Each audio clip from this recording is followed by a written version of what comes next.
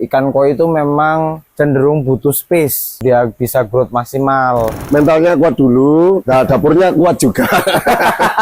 Bahaya ini.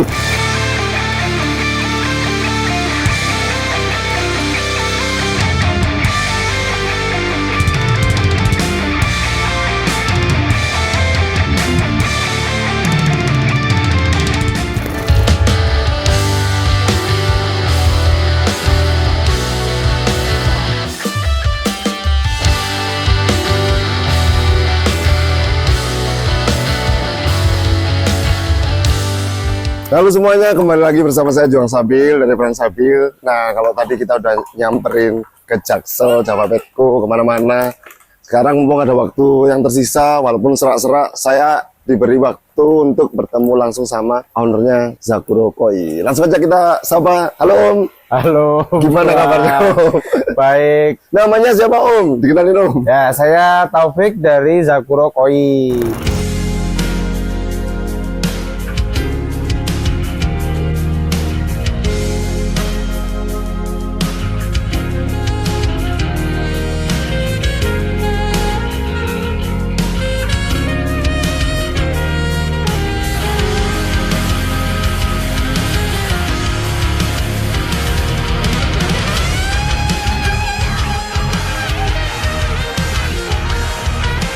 Jadi kebetulan kan aku ini mainnya predator. Ya. Terus gara-gara kenu satik. Ya. Kok sangar yo ternyata ikan-ikan koiku.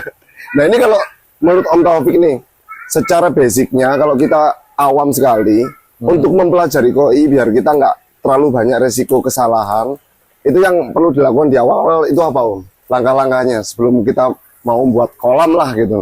Oh ya, tentu lahannya tuh harus ada tuh. Lahan ya, karena kan memang kalau kolam koi itu pasti akan lebih besar daripada akuarium. Oke. Ya kan? Maksudnya ikan koi itu memang cenderung butuh space, dia bisa growth maksimal. Jadi kalau misalnya kita ngomong daripada senior-senior itu formulanya itu 1 ton air, air kolam itu sama dengan 1 ekor ikan. Oh, 1 Ya. ton ini sama dengan 1 ikan itu? Ya, 1 ikan. Itu kalau misalnya bener-bener ideal. Idealnya ya? Idealnya, tapi namanya penghobi ya kan. Iya, iya. Makanya beli ikan koi ya kadang memang overpopulasi. Oke. Gitu loh. Manusiawi sih. Ya paling mentok-mentok 1 ton air itu ya 2 ekor lah. 2 ekor. Jadi misalnya punya kolam 10.000 liter atau 10 ton, itu bisa 20 ekor. Oke. Gitu loh. Tapi ya pasti growth-nya akan bagusan yang tadi sebelumnya. Kolam ini kan membutuhkan filtrasi yang mumpuni kalau hitungannya gede kan. Nah, filtrasi sendiri nih sangat penting nggak masalah skalanya itu?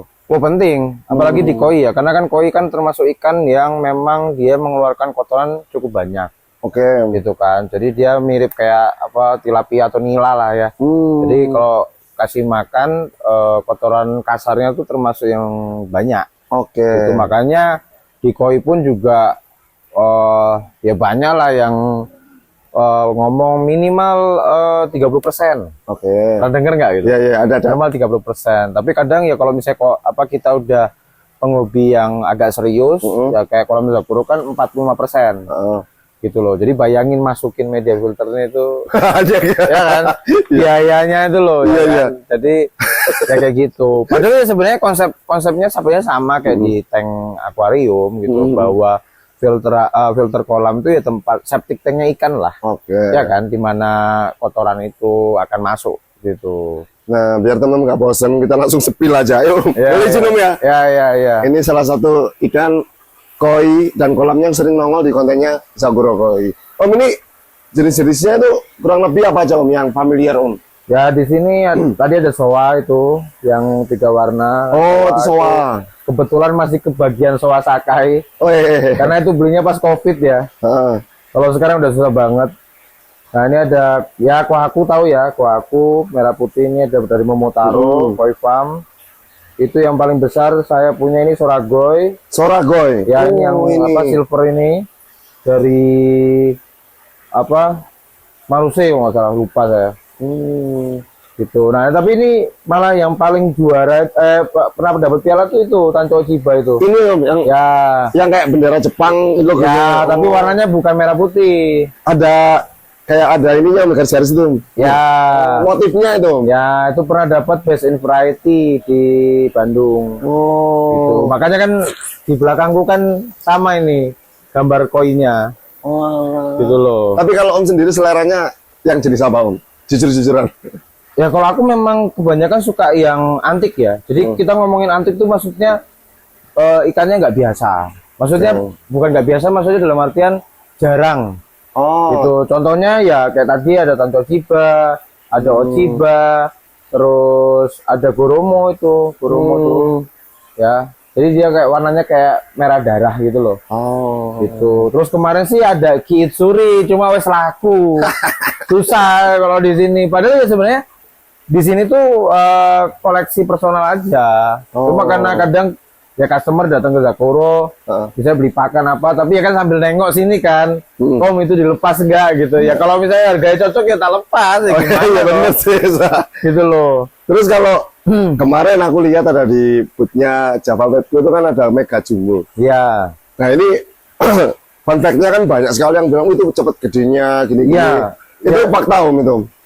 Lah ya maksudnya kan saya di sini udah make sekitar dari bulan Januari tahun ini ya? tahun ini.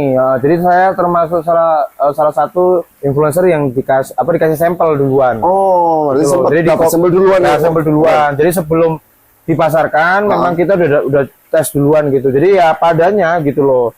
Ya, tapi kita bisa lihat tuh ada beberapa yang memang bahkan ikan lokal pun berbeda gitu loh. Oh gitu. Secara growth-nya itu udah bisa kelihatan, bodinya lah, body volume. Itu sempat diposting juga di kontennya.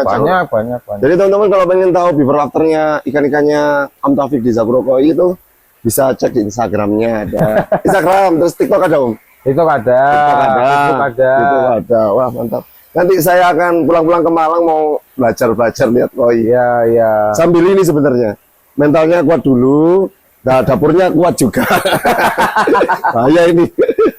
Iya, iya. Oh, paham. Impressionku itu kayak, wih, enak ya, rasa elegan emang kalau kayak koi. Iya.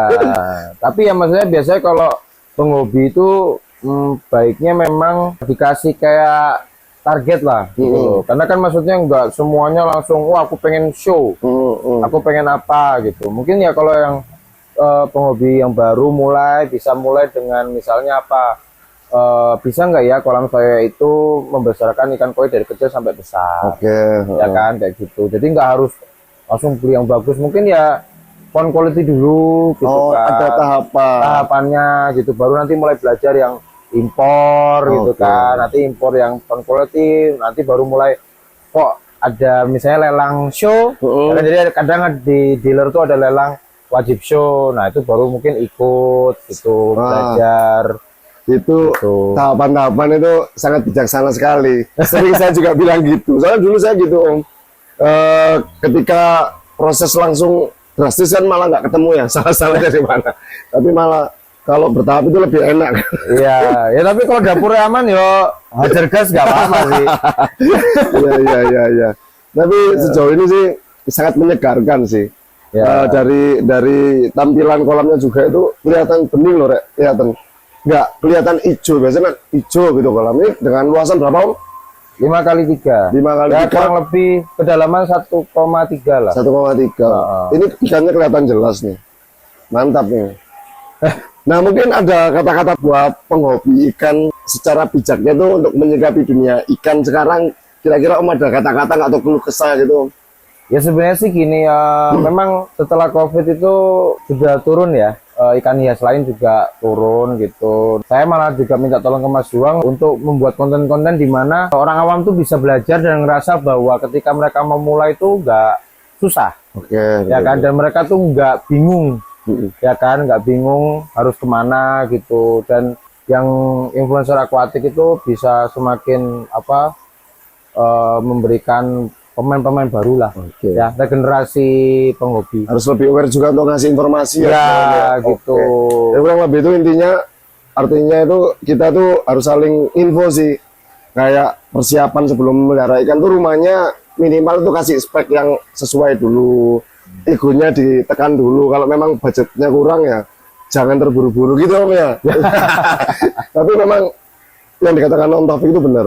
Soalnya nanti kalau itu dipaksakan jadinya nggak sempurna Om ya.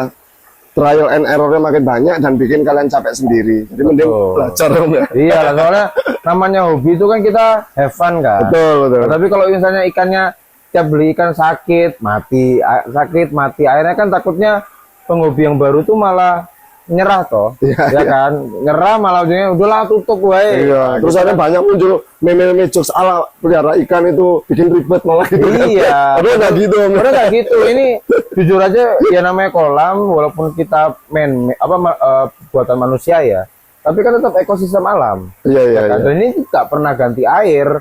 Maksudnya kita cuma paling water change dikit-dikit lah, ya kan? Tapi nggak pernah sampai harus dikuras gitu tiap minggu atau tiap bulan, nggak ada. Stres Om. Capek. Aku bukan ikannya yang stres aja, aku yang stres. Kalau misalnya ini 18 ton air mau dikuras terus-terusan, Lah iya. gitu. Nggak ada. Benar. Wah mantap nih. Baru ngobrol dikit aja daging semua, tapi karena memang keterbatasan waktu, saya minta maaf banget teman-teman, harus diakhiri. Tapi next time kalau waktunya banyak, suara saya lebih jelas lagi karena ini habis. Saya akan main-main lagi ke sini. Kita sharing-sharing lagi sama Om Taufik. Nah, buat teman-teman semuanya, kalau kalian pengen tahu update-update tentang pengetahuan koi, terus saya mau sharing-sharing atau brainstorming dulu sama Om Taufik pasti welcome ya Om ya. Ya, ya. Siap. Apalagi kalau kalian mau dibuatin kolam ya tambah welcome. Oke, terima kasih. Support terus Peran Sabil, terus Sakura Koi. Ya. Selalu stay tune di channel-channel kita. Dan jangan lupa hidup kalian butuh relaksasi, yaitu main ikan. Oke, saya Jong Sabil. Sakura Koi. Stabil kan?